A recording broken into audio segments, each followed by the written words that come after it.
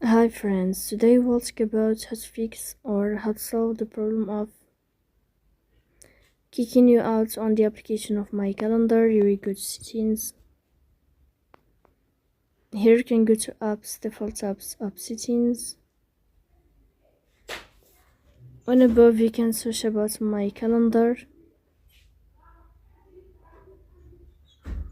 Then you can click on first stop and you can click OK. After that you'll enter to storage. Here you can click on first stop. Then you can go to storage. And here you can click on clear cache. So please don't forget to support us, bell icon and subscribe. See you next time in another video, and thank you for your attention and your watching.